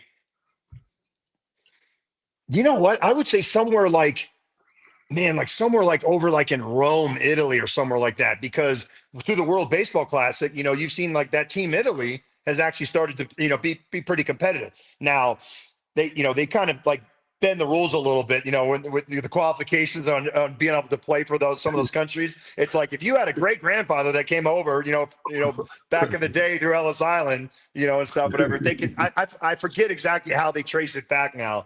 Because like Mike Piazza was the manager and the same thing, I think it's like if you ate at an authentic Italian pizza restaurant in the past 10 years, you qualify for the baseball team or something like that. Exactly. But I think it is cool though too that it's brought peaked interest, in places like Italy, like Greece, and a couple other places like that, and stuff. So if I was I'd say maybe somewhere like over in like Rome or something like that would be a cool place to play a game. All right, perfect. My buddy Mike Rico Zorro. How's it, Mikey? Last year we're out there at the parking lot of the Browns game smoking the blunt. Now we're sitting there talking to Denny Neagle. How great is that, brother? He says, "Yo, Joe and Denny, question on experimenting and developing pitches in Major League Baseball. What's that like, and what new pitches became a favorite to throw?" Oh, that's a good question. So yeah, experiment and development pitches. Look, first of all, if you're always learning, you're always evolving, and always trying to learn something new in this game. Till the last pitch you throw, and now even to this day, I'm a varsity pitching coach at the high school where my twins just graduated from a couple years ago. I was only supposed to do it till my son graduated, but I just loving it, man. And the underclassmen kept like sending me messages saying it was funny. My son's senior year, he came home from school the one day. And he goes, "Hey, Dad, man, like the sophomores or juniors cornered me today and was like, Chase, will you ask your dad if he'll come back, man? And they're like, you guys can talk to my dad. Dude, I mix it up with all of them, man. I love it. And they're like, yeah, I don't know, but we didn't want to feel like we were trying to force him or something. And so that year after we lost in the regionals and the playoffs, about eight of the juniors sent me a group text asking me if I'd come back. I already knew I was, Joe. But that I know you've seen The Wolf of Wall Street, right? Oh yeah. Well, the famous scene with Leonardo DiCaprio when he goes, "I'm not fucking leaving. I'm not fucking leaving." To the company. Yeah, let's go. When the boys sent me that, I go, "Oh man, you guys are killing me, dude. I don't know if I can do this." They're like, "Oh, really, coach?" And I go, "I'll tell you what. Here's how I feel about Chatfield Chargers baseball." And I sent that little 8-second clip. I'm not fucking leaving. I'm not fucking leaving. They're like, "Let's go." So, but going back to that though, man. So you're always learning, you're always developing. So for me, like one of the pitches that I never threw until I got to the big leagues and well into my career was like the cutter. And then after watching the success of like guys like Mariano Rivera, especially, that pitch was such an effective pitch and so many guys were learning it that I'm like, shit, man. I mean, I got to learn this pitch because, by this point, it's like year 10 in my career and guys know what I'm going to throw. They know it's going to be fastball, breaking ball, changeup. And then all of a sudden I start throwing that little cutter, righties and away from lefties. I just started experimenting with grips and, working with it with different pitching coaches and stuff. And man, it became one of my best pitches towards the end of my career and stuff. So it's really interesting, man. Like someone like Paul Skeens now for the Pirates. Mm-hmm. Electric stuff. I love watching that kid when he was at LSU. I knew he was like Jaden Daniels of baseball for me. I knew that kid was going to be the real deal just watching him pitch at LSU. And then, but it was cool to see him come up with that splinker that he calls Mm-hmm. it. It's like a hybrid between the split and the changeup, and so it's fun to hear him talk about that and stuff too, that he's like, I just could never really get comfortable with that changeup grip. And so I just kind of messed with that in between split and changeup grip. And then boom, lo and behold, it became one of his bread and butter pitches last year, that really, really helped him take his game even to another level. Yeah. I would love to go back and throw the old screwball from like the 1930s, the old Hoyt Wilhelm screwball. Johnny Franco had a great one. We got a question from Doofer over in the UK. He's asking, how much of an influence was the movie Field of Dreams? I would expound on that, just saying, what are some of your favorite baseball movies? Yeah, that's a great one, man. Well, I would say to answer your question, Field of Dreams is definitely up there. And then I was a huge fan of The Natural with Robert Redford, man. That's Roy one of my Hobbs. Favorites, bro. Yes, man. Savoy special, bro. Just chills. I mean, to this day, they still use that in different ballparks when somebody hits a home run. That music is just iconic. But Field of Dreams, to me, the reason why that movie just resonates with me and so many other ball players and stuff too, and just you don't even have to be a professional baseball player to appreciate and love that, because the whole theme of the movie was having a catch with your dad in the backyard, I mean, sharing that love of the game of baseball. And the fact that Costner, and for me, like I was telling you earlier, Joe, like, I'd give anything to have that one more moment with my dad again, and stuff. And so that whole theme of that, to the redemption, to have that one more chance that Kevin Costner's character did with his dad, stuff, because his last memories of his dad was, being upset with him and calling his hero, Shoeless Joe Jackson, a fraud, and stuff, whatever. And he said he always regretted that. So now, full circle, this magical field. But you know what I mean? That's what that whole symbolism of that was, is that, God, to have that second chance to redeem yourself, and to right or wrong and stuff, man. That's why it hits home for everybody. Hell yeah. Get all emotional. That's all right, though. Dude, I don't blame you, brother. I'm with you, man. All right. Let's see. I was good. What stupid ass questions I was gonna fit? Oh, do you remember the thing in the back of the day with payphones where you'd like call collect back to the house? Like, hey, it's yes. Call me, and then you listen to them. It was great. I don't know what made me think of that. That always makes me laugh. Well, Joe, speaking of that one though, too. I mean, when I got called up to the big leagues, I was in AAA in Edmonton, Canada, playing in the Pacific Coast League. I was with Portland, the Portland Beavers. I feel like I can say this on your show. It was so funny, man. Our team was called the Portland Beavers, We used to have the #1 selling merchandise T-shirt in all of baseball. It used to outsell most of the major league teams because the shirt said "Beaver Fever, snatch it." Oh, that's great. That's great. Yeah. And so Major League Baseball got wind of it, and that they were outselling a lot, and they're like, "Nah, this is too graphic. You guys need to shut that down now." So they had to pull all the T-shirt sales off the racks in there. But I was in Edmonton, Canada.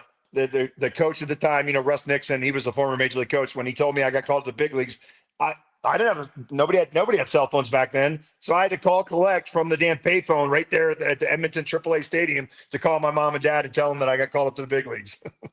Oh, that's epic, dude. That's fucking epic. All right. Let's get into some silly questions and we'll get on with the day. Have some fun with it. What kind of dishwashing detergent do you use? Oh, I'm a big Tide Pod guy. I don't chew them and bite them and try to get high off them. I just use them in my dishwasher. Okay. Not the Tide Pods, but the what are they called? Like the starts with a C. Cat. Oh shit, dude! I forget the brand name, but yeah, it's the one like the 3-in-1. Okay. How long could you sit at a library and do nothing before you fell asleep? Oh Jesus! I was gonna say before I fell asleep, or just my ADD kicks in and I got to get up and do something else. I got bad ADD, man. My kids get it from me, so I would either have to get up and leave because my ADD would kick in, or if somebody said you got to stay there and try to study, I'd probably be asleep within 30 minutes. Okay. Yeah, it wouldn't. I mean, it depends on how much weed I had to smoke. But yeah, it wouldn't be long for me. Especially if it's a comfy chair. Forget about it. I'm out. Yes. That's why I can never do like a classroom learning environment anymore. I'm out. I never could stay awake during school, dude. Go back. And you're right too, Joe. If it's a comfortable chair too, that's why, dude. It's been a blessing and a curse. These new movie theaters, dude, with the kickback recliner chairs and stuff. I love going to movies, but those damn chairs, some of these ones are so damn comfortable. Before I know it, all of a sudden I'm snoring in a movie 30 minutes in. Oh yeah, my kids to this day they joke I'm going to take my old man nap what time in the middle of the movie because there's no way I just submit that it's going to happen. I don't care. I enjoy it because like them chairs are more comfortable than where I sleep now. It's just so ridiculous. You're like, but they got this new Dolby Atmos, and I really didn't experience it through a couple recent movies. But my goodness, that Atmos shakes the entire. It keeps you awake. Yes, so yes. You're not getting your typical dad nap if you're in the Dolby Atmos theater. All your dads out there, beware of that stuff, bro. Fucking hell. All right. When was the last time you were at the zoo? Ooh, the zoo. Oh, God, man. You know what? I think actually it was. I would say. Yeah, probably like 9 years ago now. Okay. Because I used to love going to zoo all the time when my kids were younger. But I think the last time we went, I remember we were out back in DC. It was my older son, so he was like 16 or 17 at the time, and my dad. And I just remember it was like 102 degrees in DC at the DC Zoo, 100% humidity, and my dad was in a wheelchair, and me and my son were taking turns pushing him around. And I just remember my dad even going, "Oh shit, buddy, man, I feel bad," because I was dripping sweat as I'm pushing him, and there was a couple like incline areas, and I'm like trying to push my dad, and stuff, and he could feel my sweat dripping on him and stuff. He's like, "Shit, buddy, this is too hot, man. We need to get the fuck out of here." Oh, zoos! That takes me back because I've had a couple people in my life that have been in wheelchairs at zoos, and that my God, pushing them up, man, that's a workout. Yes. That should be like workouts for all these guys. Instead of spring training, you just go to the zoo. You partner up with an older fan, and you're going to push exactly. You push Ethel around the zoo for an hour and a half. That's your workout for today, there, Paul Skeens. When was the last time you used a vacuum cleaner? Oh man, dude, I'm kind of a neat freak. So yesterday, I definitely used my Dyson, my little Dyson. I don't want to answer that question because it's probably been too long. All right, we got a question coming in hot from Kev, beautiful Dodgers fan out there in LA. What was the best practical joke somebody played on you? Oh man, that would probably definitely have to be Smoltz. So Smoltz, he's still one of my good buddies. But when we played together with the Braves, we always used to get each other on different things. And so I think the one day he was taking a dump in the locker room, and I doused him with a huge bucket of ice water. While he was on the toilet. And, of course, I ran out, but he knew it was me because me and him were two of the biggest jokers on the team. So that day after the game, I think we were in Philly. Yeah, we were going from Philly to New York. And so you busted from there. And Smoltz already had like a limo lined up to take him because he was supposed to be going to like Atlantic City on the way or something like that. But he took a detour, went to the damn hotel first. And you know, he already lined this up with the traveling secretary guy, got my room key before I checked in, before I got there on the team bus of the hotel. He made sure the light that he got like one of the maintenance guys to like turn all the lights off, kill the switch in my room. So I couldn't even turn it on. So there's this thing where you can put like the clear cellophane, you know, over the toilet, and then put the toilet lid back down. And you can't see it, especially if you can't turn the bathroom light on. You can't see that toilet thing's covered. And he greased up the lid itself, right? And then he did something else to the room too. I can't remember. But it worked out freaking perfect for him, because then I admitted, he was like, come on, admit it. You know, so dude, the first thing I did, well, first of all, I come in the room and I'm like, what the fuck's wrong with my lights, man? Lights won't come on. There was something else. I can't remember. He got me on something else. But us being ball players coming after a trip, he knew that all of us usually have to take a piss or take a dump right away and you get to the room. So I go and I got to take a dump. So first thing I do is sit on the toilet, slide right off and bust my ass on the floor because he greased it up so good. So I'm already pissed at that. And now it's hitting me. I'm like, that motherfucker, he got me, man. So, but I'm thinking that was the trick, you know, or the practical joke, right? Just greasing up and turn off the lights. Oh no. I go to take my dump, and now that that shit is just sitting up right up on top of that cellophane, you know. And I'm like, what the heck's going on? that shit was right there, man. It got all over the middle, you know, my inner thighs and everything, man. I'm like, oh, you son of a bitch, man. It's not paranoia, but like I 100%. First thing I do is look at the bowl. You know, I never, and that's why I always laugh. I have since then. when people are always like, oh my. You know, be sure you put up the toilet seat, put down the toilet seat for my young daughter. She needs it. If your daughter's that fucking idiotic, she can't look at the goddamn bowl and go like this. Maybe she don't need to be using the bathroom. She can go out back to the fucking outhouse. Like, exactly. I got no time or no sympathy for people who don't operate a toilet lid, bro. It's just how it is, man. It's that's funny, man. That's great. We got a question. I'll share one other one with you real quick. It's not necessarily he's practical joker. He was just gross. And I'm glad like guys like Chipper and other guys have talked about this now too. But Maddox, dude, that's a dirty bastard, man. You know, he's known as the professor and everything which deservedly so for his IQ, baseball IQ, and the way he set up hitters and could dissect them and everything.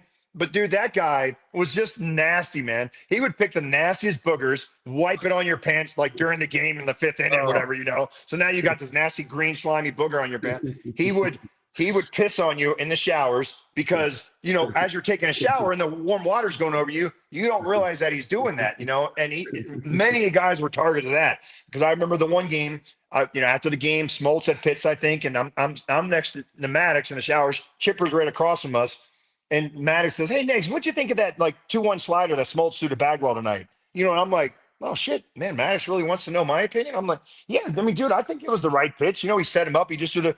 Before I can even finish, Chipper goes, dude, look down. He's pissing on me the whole time, dude, down my leg. You know, and I'm like, you gross bastard, dude, man. And the one of that's so me. The one other one. Go ahead. No, I was going to say the one other one I'll show you on him too was when Jeff Blauser was with us. You know, Jeff Blauser was our shortstop, and then he signed with the Cubs for the '98 season. We all lived in the same neighborhood. Maddox's wife, Kathy. Jeff asked Kathy to look after his house for him while he was in Chicago playing, because he kept his house in the same neighborhood. So the first time the Cubs are coming back in to play us, he should have known better. And he did. He knew to be on the lookout for something. But since Kathy, Greg's wife, had the keys to his house, Blauser shows up at his house. You know, he's going to stay at his own house, obviously, when he comes into town. He said as soon as he walks in, he smells something awful. Oh, man, what the fuck? What did he do? He looks. There's a big pile of shit. Maddox just dropped out, drowned, took a huge shit right in his foyer with a big poster board right next to it. Says, "Welcome back, asshole." we used to do pranks like that in the guards sometimes. My favorite was, you remember that movie Waiting with oh yes, Ryan Reynolds. Yeah, but we used to take, like, if somebody had a camera, a digital camera, they didn't really have too many camera phones back then, but they had the digital camera. We'd fucking pull out our balls and just take a picture of our ball. And I'd do that. We did that with like, because they used to have those disposables. Yeah. And they put them on the table, like, be yourself, take authentic selfies. We had this thing called balls out drinking. Basically, we'd be at the bar and we just pull our balls out and we start drinking. But when you first started, people are thinking, "Oh yeah, let's go hard." Listen, no, this is balls out drinking. You're pulling your balls out, and we're drinking. So we would take a picture and be like 8 of us, their fucking balls hanging out, and then somebody's grandma would go process these pictures. This fucking grown ass man with their balls. You just want to picture her face when she's developing at the photo back. Fuck, that makes me laugh. Fuck, that makes me laugh, dude. That's great. All right, have you ever been in a Ferrari? What about a Lamborghini? And do you have a favorite car? You know what? Actually, yeah. When I was in South Beach in Miami, who was it? I think it was Benito Santiago. Man, I cruised in his with. I think it was a Lambo. I can't remember which model it was. Yeah, I've been in a couple Lambos, guys. Me personally, I never felt the need to spend my money on a car like that, man. And stuff. And so, like my car that I bought was the 911 Porsche. It was the 993, but it was the 911. And that was the one. It was midnight blue, man. It was the one I had my eye on for a few years and stuff. But I waited and got this deal, where this guy was selling it on one of the car magazines. Just happened to get lucky, and stuff. Because I'm like, man, I just can't see you spending that kind of money for it. But so that was my dream car, was just a 911 Porsche. Okay. Man, I to be honest with you, like right now, like I've only had a truck for the longest time now and stuff, but I finally did, just because I never spent money on myself. And I finally did break down and I bought the BMW Alpina B7. It's like the top of the line sedan for them. Dude, it's my favorite car, man. It's probably my most favorite car I've ever driven. It's fast as shit, dude. It can do 0 to 60 in like 2.9 or 3.0 seconds, and stuff. And but it just drives so nice, dude. That to me is like, that's luxury. Hell yeah. Do you like the Caribbean, and have you ever been to the Virgin Islands? Oh yeah. Yeah, I've been all over it. So me and my dad and my brother started doing cruises together back in the day, back in like 2005. Okay. And we ended up doing it. That was our thing. That was our little bonding thing. So it would be different cruise lines and stuff. We went with this group. It was like a baseball group within the whole cruise and stuff. And it was like 100 people that went, and it was like Padres fans, Orioles fans, and Red Sox fans, because this one guy started it. My dad had been going on it before I got done playing, and after I retired, then my brother and I started doing it with him. But I mean, dude, you name it, I hit like so many different islands, whether it was Aruba, St. Croix, St. Lucia, St. Thomas. God, I think St. Thomas probably is one of my favorite islands that I've been to. St. Thomas, that's my spot. I've been to St. Thomas 3 times. St. Thomas and St. John to even a greater extent too. Yeah, yep. And just beautiful beaches. St. John is so. I mean, if you want St. Thomas is cool. If you want just because the one we go to is like right on the beach. It's called Secret Harbor. There's a beach right outside your window. You can't beat it. But if you want like some scenic and secluded ass fun beaches, man, St. John, that might be some of the best in the Trunk Bay, like that. Fucking hell. That was good, dude. It was just check out St. John more than. Yep. Hell yeah. All right, this question just randomly occurred to me because I see this meme all the time. Do you get some kind of pass that like you just walk up and be like, oh yeah, this is a secret Dakota ring, Denny Neagle, and you walk into any stadium in the world? What kind of random privileges do you get for being like a Major League Baseball guy in terms of just like walk up? If that makes sense. So we get this as long as you played, it doesn't matter who you are, but as long as you played 9, I think it's like 9.5 or 9 3/4 service time in the big leagues, 9.5 years, whatever. Mm-hmm. Then you get this thing called the lifetime pass, and it literally looks like it comes in like this little wallet looking thing. It's almost looks like a passport, about the size of a passport, but you play, or like an FBI badge, so to speak. And you open it up and it looks like a one of those like platinum American Express cards or gold cards or whatever, because it's a gold card, but and it's inscribed and it says like, the bearer of this, Denny Neagle, as proven himself as a service time, blah blah blah, whatever, and this entitles you to one lifetime pass plus one guest entrance into any major league stadium for the rest of your life. So, and you know what the crazy thing is, Joe? I still have never used it. So many guys of my buddies of mine too that I've talked to too, nobody uses it, and stuff, because most of us still know like the traveling secretaries or still have buddies or coaches on teams and stuff. So usually we'll just call them up and they'll leave us tickets. But what I've heard though too is because my buddy Jeff Nelson, who pitched he's a Maryland guy also too, and he pitched for the Yankees and a bunch of teams. And he said he did finally use his, not for himself, but he had some buddies. He had some buddies that were coming to town. He had already left his tickets because he still does like pre and post game stuff for the Yankees and stuff. All right. And so he had already had some tickets that he was leaving that the Yankee, that he gets, but only like 4 tickets. So he needed like 2 more for a buddy. So he's like, you know what, dude, I'm going to use that. I'm going to see how this works. So you just go up and you go up to the roll call window. You got to show them that pass, show them your ID with it.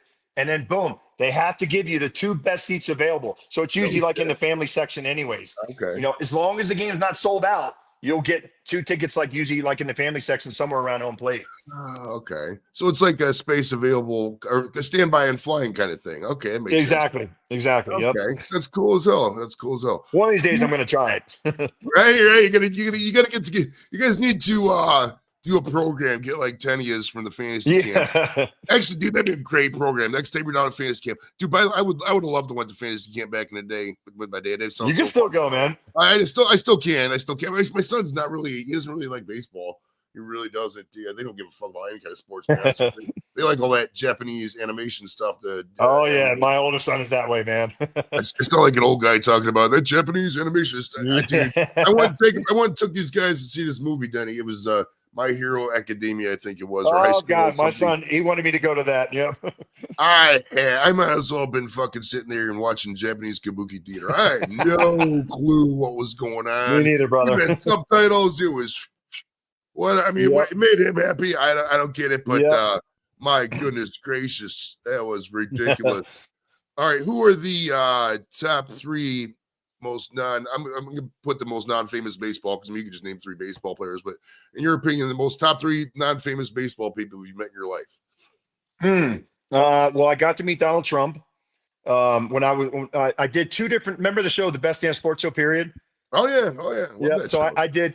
I was still playing. It was right towards the end of my career, but I was on the injured list, and so the Rockies gave me permission to go. I did 1 week in LA and 1 week in Vegas, and so Trump was the guest on one of the episodes, and I had never met him before, and and I didn't realize like how such a big sports fan he is, obviously, even to this day. Right. But it was cool though too, because so in the morning meetings we're going over and we always talk about who the guest is, and all right, John Sally, Tom Arnold, do you know this one? Anybody got any good stories on this guy? So when Trump was going to be the guest, nobody had met him, nobody had any good stories on him. So I go, well, I might have something. And this was right after the first season of The Apprentice, and the famous line, "You're fired," and so the movie The Cat in the Hat had just come out with Mike Myers.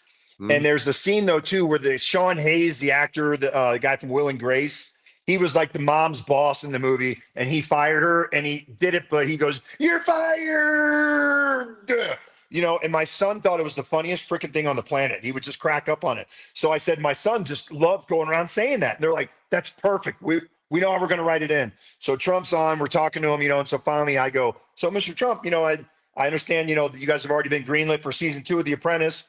And I said, look, just in case you end up getting laryngitis or something like that, I think we got a good stand-in for you. And my son was behind the camera, and I go, "Trey, come here." He comes running out, hops on my lap. I go, "You got something you want to tell this guy?" "You're fired." And he just blurts it out. Trump jumps back, man, like that startled him. The producers, we have the earpiece, and the producer's like, "Oh my God, Denny was hilarious. Now tell Tom Arnold." So my son starts going on, "You're fired. You're fired." And when he gets to John Sally, he goes, "You're fired." And Sally goes, "Hey, you can't fire a black man in Hollywood, kid." My son kind of jumps back. He goes, "Oh, I'm just kidding, buddy. Go ahead, keep saying it, man."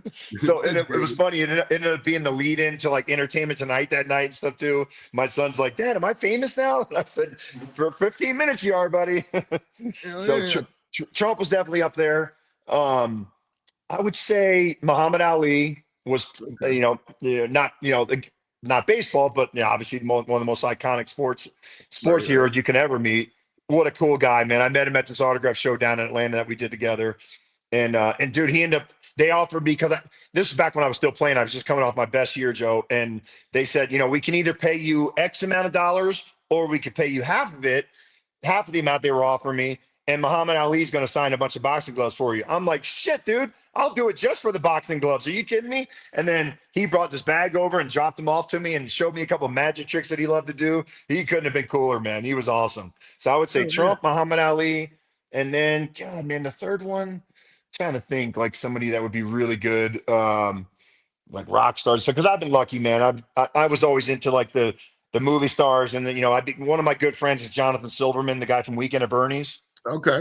And through him, I was able to meet like Bob Saget and Matthew Perry and David Swimmer was one of his best friends growing up. So whenever I go out to LA and I'd hang out with Silverman, I'd always get to meet various people like that through him in the entertainment industry, whether it be different actors or singers and stuff. So, man, I'm trying to think like, because who would have been one of the coolest ones out of all those. Oh, damn. Oh, you know what though? Actually, you know who I met, which was really cool. And I didn't know a whole lot about him, but I met Neil Simon, the huge playwright guy. What a cool guy, man. He was super cool because that's how Johnny got his start in the entertainment industry. He was an actor, went to high school with David Swimmer in LA and stuff. But Neil Simon became a big fan of Johnny's when he was a young actor coming up, and he put him in. So him and Matthew Broderick, like went on Broadway. Jonathan Silverman did Brighton Beach Memoirs on Broadway, and Matthew Broderick did the other one. I forget which movie it was now. I mean, which Broadway show. And then when the movies came out, they just flip flopped.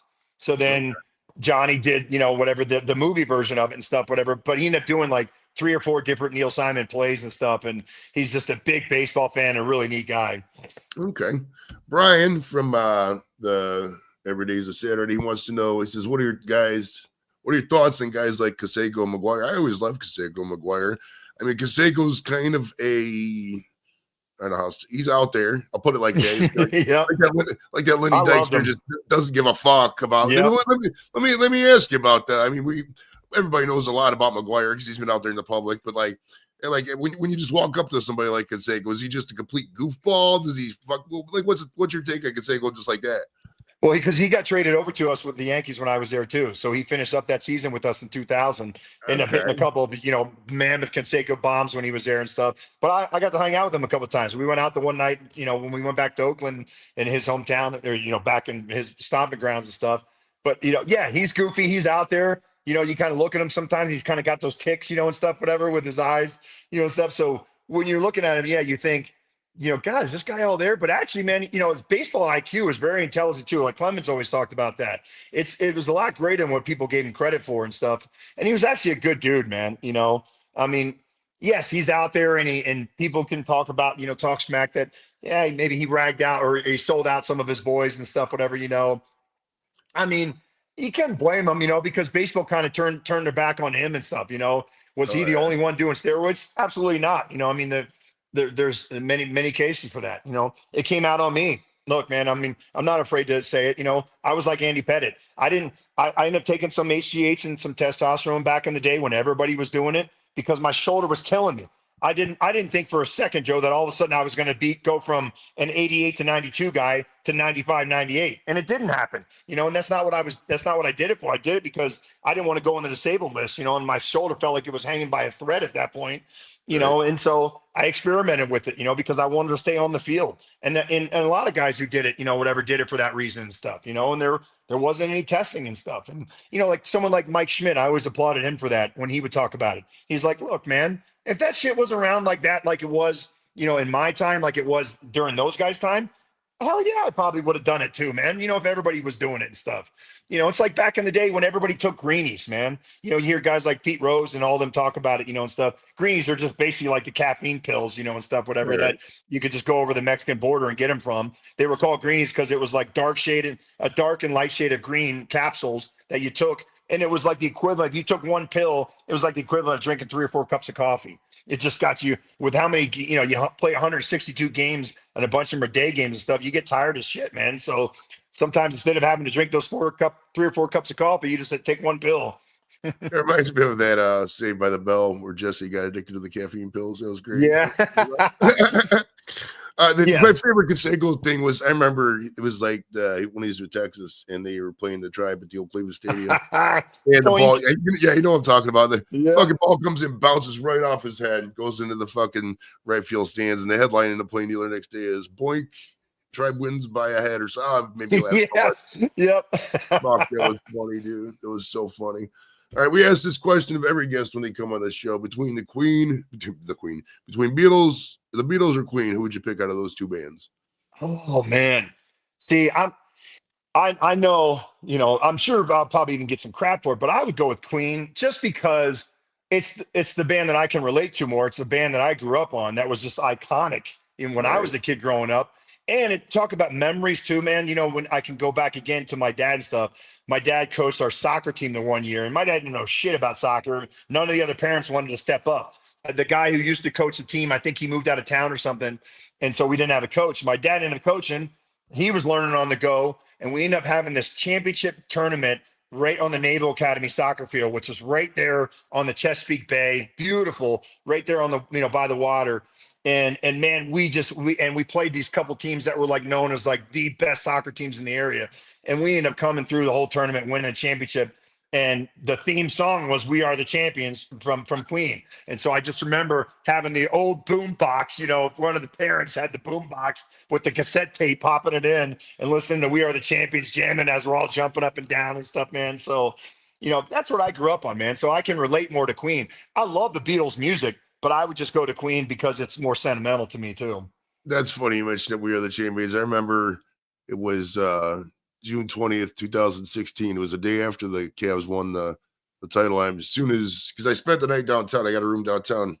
Me and my buddy crashed down there, and they had fucking thing of Crown Royal, a fourth of weed, a bunch of brews, all kind of fourth quarter weed, and all that stuff. And we just got, and then I didn't even have to pay to park. I just drove right out because nobody was at the attendant thing. But as soon as the bar opened down here, Travelers, 11 o'clock, I was down there. I can't remember if I brought the kids or not. I might have walked. I can't remember, but We Are the Champions on the jukebox. They're just standing there on the fucking deck. We are the champions.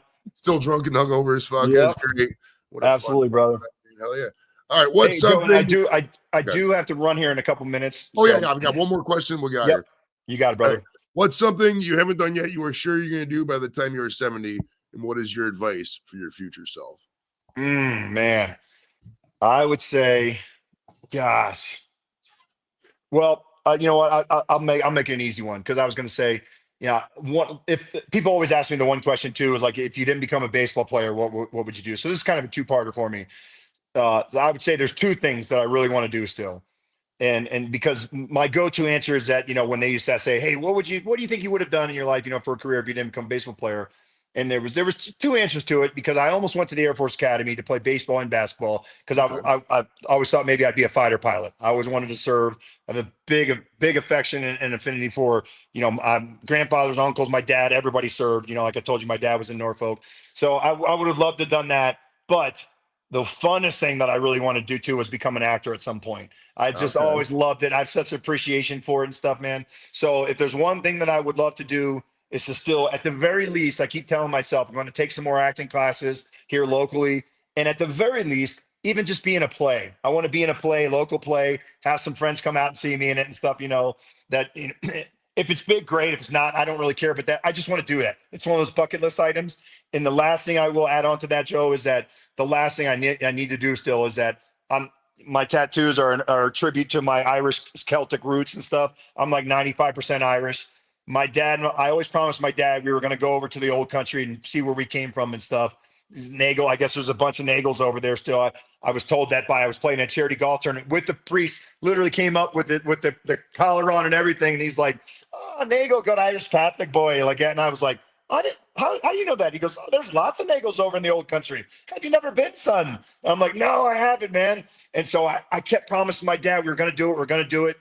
Never happened. He passed away. I still have his ashes. So my thing I have to do before I'm done, man, is I got to go to Ireland. I want to see my roots, and I'm going to sprinkle my dad's ashes in some of the places awesome. we grew up. Dude, I mean, it's funny. This interview is so much to have because we have so many life parallels. Me and my dad actually in the year 1999 went to Ireland randomly on a vacation over there, and we saw all the stuff.